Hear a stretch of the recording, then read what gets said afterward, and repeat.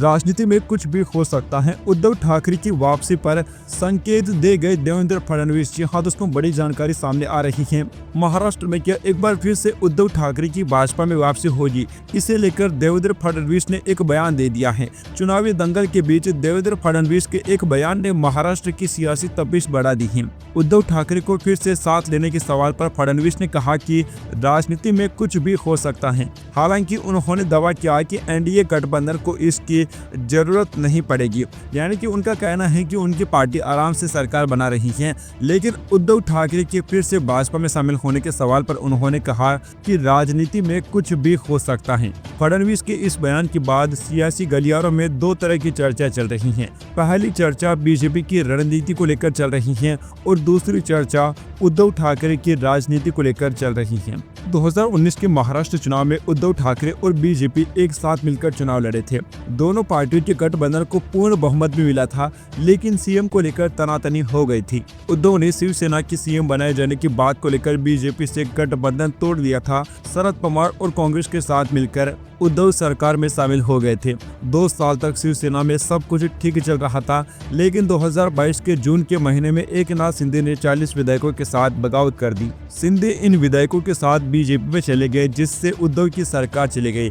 शिवसेना की टूट के 1 साल बाद एनसीपी भी टूट गई। 2024 के चुनाव में उद्धव, कांग्रेस और शरद पवार की पार्टी एक साथ मैदान में है। 2024 के लोकसभा चुनाव में भी उद्धव इन्हीं पार्टियों के साथ मैदान में थे, लेकिन इस चुनाव में सबसे ज्यादा फायदा कांग्रेस पार्टी को हो गया था। कहा जा रहा है कि विधानसभा चुनाव में अगर उद्धव गठबंधन की सरकार बनती है तो सीएम पद को लेकर भी पेच फंस सकता है। उद्धव जाएंगे या नहीं, यह तस्वीर तो पूरी तरह से 23 नवंबर के बाद ही साफ हो पाएगी। बीच चुनाव में उद्धव की वापसी का संकेत भारतीय जनता पार्टी क्यों दे रही है, यह भी चर्चा है। दरअसल 2019 के बाद से ही बीजेपी, शिवसेना और कांग्रेस के गठबंधन को अननेचुरल बताने की कवायद में जुटी है।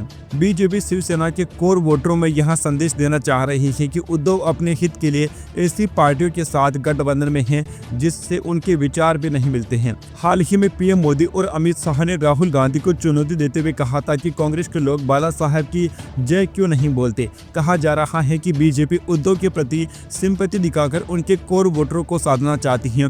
वर्तमान में बाला साहब की विरासत को अपने पक्ष में करने के लिए बीजेपी ने एक साथ कई मोर्चे खोल रखे हैं। इनमें शिंदे के साथ गठबंधन और राज ठाकरे के साथ सियासी समझौते शामिल हैं। महाराष्ट्र की सियासत में पिछले 30 साल से किसी भी एक पार्टी की सरकार नहीं बन पाई है। हर बार पार्टियां गठबंधन के बूते ही सरकार में आई हैं। वर्तमान में एक तरफ एनडीए मैदान में है तो दूसरी तरफ इंडिया गठबंधन, या फिर ऐसा कह सकते हैं कि एक तरफ महायुति मैदान में है तो दूसरी तरफ महाविकास अघाड़ी। 288 विधानसभा सीटों वाली महाराष्ट्र में सरकार बनाने के लिए 145 विधायकों की जरूरत होती है। एनडीए गठबंधन में अजित पवार एक कमजोर कड़ी है, वही बीजेपी और शिंदे की पार्टियों का सीधा मुकाबला उद्धव से है। मुंबई और ठाणे कोंकण इलाके में अगर कोई बड़ा खेल होता है तो एनडीए बहुमत के आंकड़ों से दूर भी हो सकती है। उद्धव ठाकरे की पार्टी विधानसभा की 90 सीटों पर चुनाव लड़ रही है। 2019 के चुनाव में उद्धव की पार्टी को 56 सीटों पर जीत मिली थी। 2014 के चुनाव में शिवसेना ने 63 सीटों पर जीत हासिल कर ली थी। हालिया लोकसभा चुनाव में भी उद्धव की पार्टी को विधानसभा की 56 सीटों पर ही बढ़त मिली थी। इंडिया गठबंधन में कांग्रेस को सबसे ज्यादा 63 सीटों पर बढ़त मिली थी। बीजेपी को 83 सीटों पर बढ़त मिली थी। एकनाथ शिंदे की शिवसेना को 38 और शरद पवार की एनसीपी को 32 सीटों पर बढ़त मिली थी। इस बार के चुनाव में बाकी के दलों की बजाय कांग्रेस के सामने सबसे ज्यादा चुनौतियां हैं। माना जा रहा है कि पहले की तुलना में इस बार कांग्रेस के सामने कई मुश्किलें हैं। इनमें से 7 ऐसी बातें हैं जो कि साफ तौर पर दिखाई पड़ रही हैं। विधानसभा के चुनाव में कांग्रेस की ओर से नेता राहुल गांधी, पार्टी के राष्ट्रीय अध्यक्ष मल्लिकार्जुन खड़गे चुनाव के प्रचार का जिम्मा संभाल रहे हैं, लेकिन महायुति की तुलना में उतनी रैलियां नहीं हो पा रही हैं जितनी होनी चाहिए। इसके अलावा कुछ मुद्दे भी हैं जिन पर पार्टी में असमंजस की स्थिति बनी हुई है, जैसे कि संविधान का मुद्दा है। माना जा रहा है कि पार्टी विधानसभा के चुनाव में इस मुद्दे को लेकर उतनी आश्वस्त नहीं जितनी कि लोकसभा के चुनाव में थी। सबसे पहले दोस्तों, कांग्रेस के पास महाराष्ट्र में मराठा नेतृत्व की कमी दिखाई दे रही है। विलासराव देशमुख के निधन के बाद अशोक राव भी कांग्रेस छोड़कर बीजेपी में शामिल हो गए। अब कांग्रेस के पास ऐसा कोई मराठा नेता नहीं है जिससे ये कहा जा सके कि यहाँ पूरे प्रदेश के मराठा नेता हैं। पृथ्वीराज चौहान और बाला साहब थोराट नेता हैं, लेकिन वह अपने क्षेत्र तक ही सीमित हैं। इसी तरह से कांग्रेस के पास दलित लीडरशिप की भी भारी कमी है। महाराष्ट्र के पूर्व मुख्यमंत्री सुशील कुमार शिंदे की रिटायरमेंट के बाद कांग्रेस के पास दलित नेतृत्व भी नहीं है। महाविकास आघाड़ी की सरकार में नितिन रावत को मंत्री बनाया गया था, जिससे कि दलित लीडरशिप को बढ़ावा दिया जा सके, लेकिन उनका प्रभाव भी पूरे महाराष्ट्र में नहीं है। कांग्रेस के सामने एक और बड़ी समस्या है शिंदे सरकार की लाडली बहना योजना, जिसमें प्रदेश की महिलाओं को 1500 रुपये प्रति महीना दिया जा रहा है। हालांकि महाविकास आघाड़ी सरकार ने दावा किया है कि उनकी सरकार बनने पर वह 3000 रुपये देंगे, लेकिन महायुति सरकार ने पैसे बेचने शुरू कर दिए हैं। ऐसे में पार्टी को डर है कि जो योजना पहले से लाभ दे रही है उसका फायदा महायुति न ले जाए। महाराष्ट्र में कांग्रेस के सामने एक और बड़ी चिंता है कि राहुल गांधी के संविधान के मुद्दे को लेकर है। लोकसभा चुनाव के समय संविधान का मुद्दा दलितों में खूब चला, जिसका लाभ भी विपक्षी इंडिया गठबंधन को मिला, लेकिन कांग्रेस को इस बात का डर है कि विधानसभा चुनाव में यह मुद्दा लोकसभा चुनाव की तरह काम करेगा या नहीं, क्योंकि संविधान बदलना संसद का मुद्दा तो हो गया, लेकिन विधानसभा में क्या यह मुद्दा काम कर पाएगा। महाराष्ट्र के चुनाव में महायुति के नेता पूरी ताकत के साथ चुनाव में जुटे हुए हैं, लेकिन महाविकास आघाड़ी में कांग्रेस की बात करें तो अब तक कम ही प्रचार किया जा रहा है। राहुल गांधी और प्रियंका गांधी की अभी उतनी रैलियां नहीं हो पाई हैं जितनी होनी चाहिए।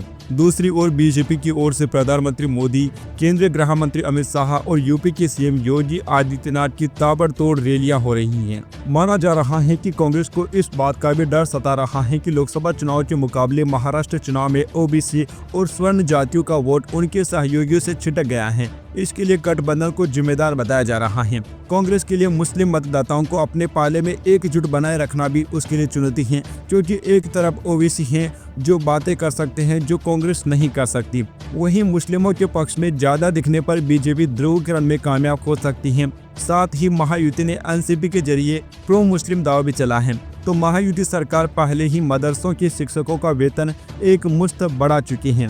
दोस्तों, महाराष्ट्र के विधानसभा चुनाव के बाद महायुति में एमएनएस के भी शामिल होने की चर्चा है। महाराष्ट्र चुनाव में अब केवल दोस्तों 3-4 दिन ही बचे हैं। राज्य में महायुति और महाविकास आघाड़ी में घमासान चल रहा है। इस बार के विधानसभा चुनाव में एमएनएस पार्टी भी दमखम के साथ चुनावी मैदान में उतरी है। विधानसभा चुनाव के बाद ये भी चर्चा है कि राज ठाकरे बीजेपी गठबंधन में शामिल हो जाएंगे। महाराष्ट्र नवनिर्माण सेना का घोषणा पत्र 4 महत्वपूर्ण मुद्दों पर केंद्रित है। पहला, युवा, महिला, स्वास्थ्य और शिक्षा के क्षेत्र में महत्वपूर्ण घोषणाएं और आश्वासन दिए गए हैं। राज ठाकरे ने कहा कि यह मेरी पसंद है कि मैं कहां अपने उम्मीदवार नामांकित करूं, मैं अपनी पार्टी के लोगों से पूछकर निर्णय लेता हूं। दोस्तों, राज ठाकरे से प्रेस कॉन्फ्रेंस के दौरान यह भी सवाल पूछा गया कि क्या वह चुनाव के बाद महायुति में शामिल होंगे। राज ठाकरे ने कहा कि जो आपके मन में है वह हमेशा हमारे मन में नहीं होता है। इस दौरान उनसे मुख्यमंत्री के तौर पर उनकी भूमिका के बारे में पूछा गया। उन्होंने कहा कि मेरे लिए काम करना महत्वपूर्ण है। एक थी उनकी भूमिका, दूसरा था उनका भाषण, लेकिन जैसा आप कहो वैसा करो। राज ठाकरे ने कहा कि मुझे कोई समस्या नहीं है। दोस्तों, इससे पहले राज ठाकरे बयान दे चुके हैं कि महाराष्ट्र में अगली सरकार महायुति की होगी और देवेंद्र फडणवीस मुख्यमंत्री बनने वाले हैं। इसके अलावा उनकी पार्टी महायुति में शामिल होगी, ऐसा भी वो बयान दे चुके हैं।